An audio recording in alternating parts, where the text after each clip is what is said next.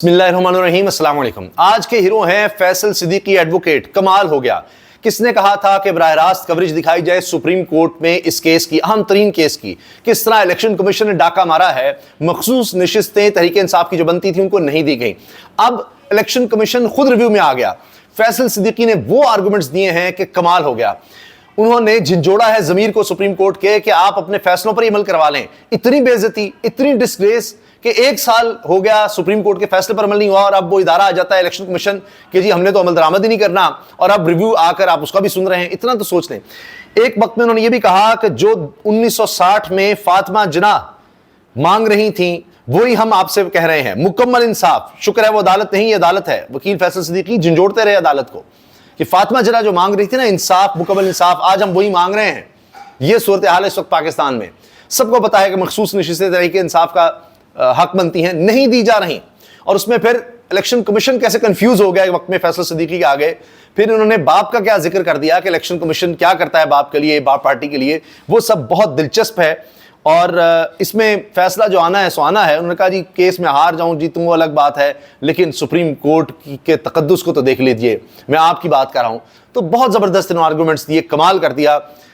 कोई शक नहीं रहा कि हर तरह से उन्होंने बता दिया इलेक्शन कमीशन, पीपल्स पार्टी, नून लीग, जितनी जमातें हैं, इनका हक नहीं बनता, आइन के मुताबिक नहीं बनता।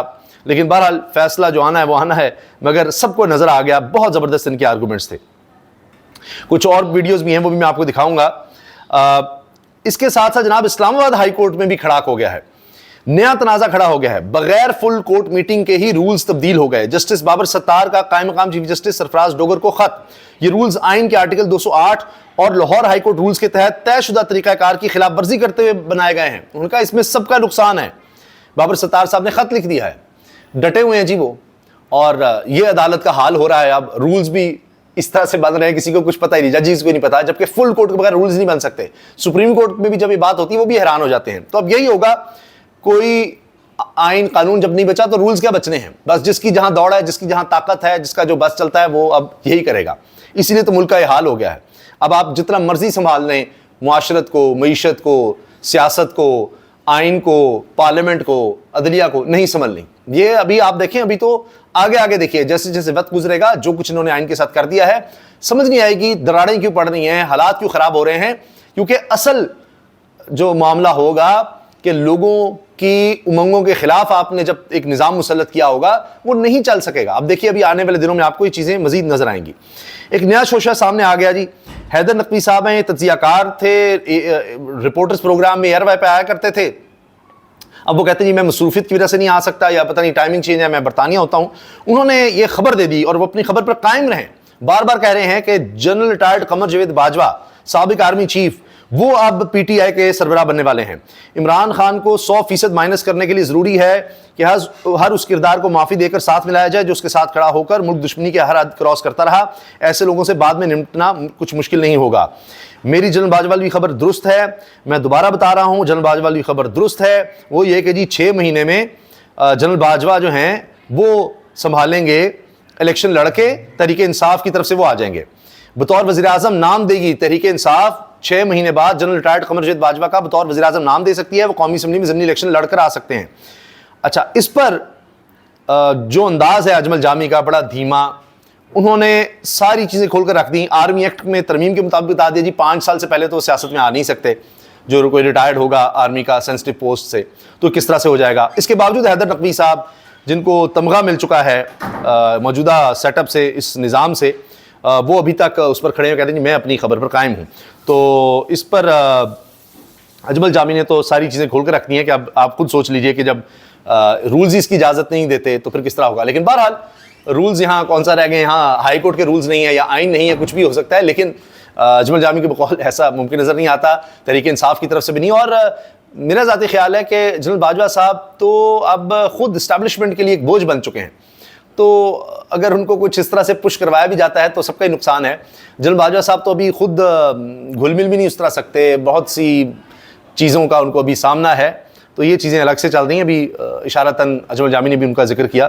तो बाजवा साहब कहाँ इस तरह लाइमलाइट में आएंगे, कौन उनको मानेगा इस वक्त। तो उन लोगों की बात देखिए कि जिन पर बाजवा साहब ने सबसे ज़्यादा एहसानात किए, ख्वाजा आसिफ जैसे लोग, वो उनको वो बातें कर रहे हैं, पता नहीं क्या भगोड़े और उन्होंने क्या सौदा कर दिया, फलां कर दिया, उनसे ज़्यादा सियासत ही किसी ने नहीं की, उनको फ़ोन कर करके उनसे सीटें ली, रिजीम चेंज करवाया, सारा कुछ साथ थे, हुकूमत गिरवाई, उनको एक्सटेंशन भी दी, फिर क्या क्या करते रहे, और अब उन्हीं के ऊपर हमले हो रहे हैं। तो तहरीक इंसाफ पहले ही उन पर इल्ज़ाम लगाती है, इमरान खान तक उन पर कहते रहे कि जब मुझ पर कातलाना हमला हुआ, बाजवा साहब वहाँ करीब ही मौजूद थे, तो भेज सकते हेलीकॉप्टर, फिर इस तरह के कई और इल्ज़ाम तो लगाते रहे।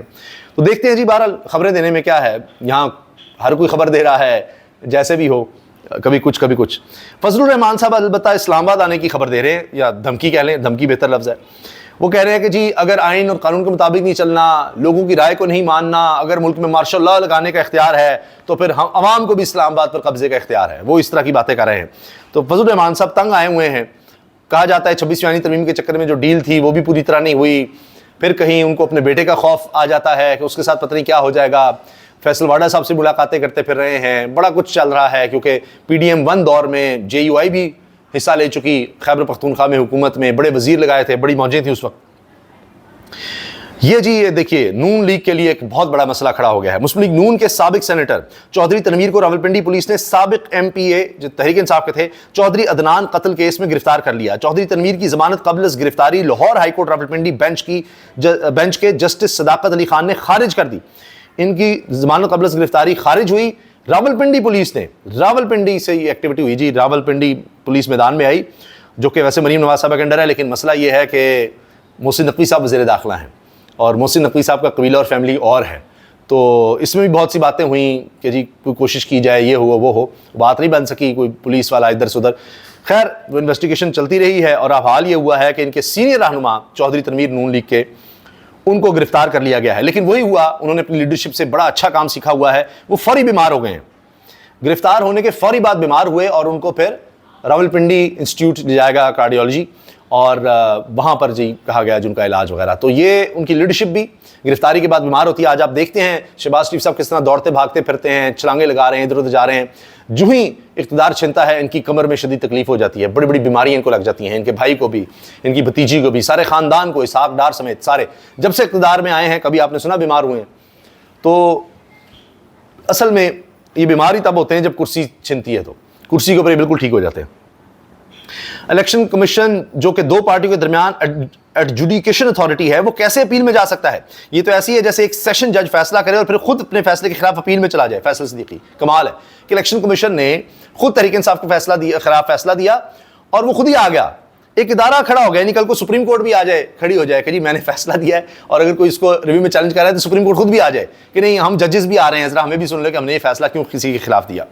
फिर जनाब ये मखसूस नशिस्तों के केस में कमाल कर दिया फैसल सिद्दीकी साहब ने, जब इलेक्शन में बाप आ जाए तो बहुत मसला है।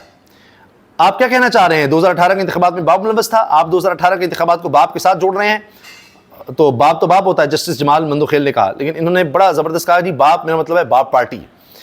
मैं केस हारता हूं, हार जाऊं, कोई फर्क नहीं पड़ता, लेकिन आप सुप्रीम कोर्ट की थोड़ी सी डिग्निटी तो बहाल करें। I am worried about the future of supreme court. आप अपने फैसलों पर अमल दरामद ही नहीं करवा पाए। फैसल सिद्दीकी साहब ने यह कहा सारी भरी सुप्रीम कोर्ट में, सबके सामने। सुप्रीम कोर्ट को मखसूस नशिस्तों वाले केस में अदालत को मालूम था कि PTI हमारे सामने फरीक नहीं तो मामला इलेक्शन कमीशन को रिमांड कर देते, लेकिन वो काम आपने खुद कर दिया फैसल सिद्दीकी। अगर कोई आकर इस अदालत पर कब्जा कर ले और 40 साल तक कोई कब्जा ना छुड़वाए तो क्या यह अदालत उनको थोड़ा ही हो जाएगी? वकील फैसल सिद्दीकी ने कहा कब्जा तो आपने किया हुआ है 80 लोगों पर, जस्टिस अमीन आगे से बोले, ये बात हो रही थी। अच्छा जी, ये सब कि जी सुप्रीम कोर्ट के ऑर्डर की कोई इज्जत होनी चाहिए, फिर ये बात खुद ही फैसला देते हैं, खुद ही भूल जाते हैं। ये भी याद दिलाया जजेस को कि आपका ही फैसला है जिसका मैं हवाला दे रहा हूँ। जजेस अब पूछते रहे कि जी इसकी नज़ीर कहाँ है, तो उन्होंने जजेस को भी बता दिया कि जी आप अपने फैसले तो याद रख लें, क्या फैसले माजी में दे चुके हैं, मखसूस नशिस्तों के केस में मेजॉरिटी का क्या फैसला है, वो चीज़ें तो सामने आएँ। तो ये जनाब आज सुप्रीम कोर्ट में भी कार्रवाई रही है, और दीगर जो बड़ी खबरें वो भी मैंने आपसे शेयर की हैं। इजाज़त दीजिए, अल्लाह हाफ़िज़।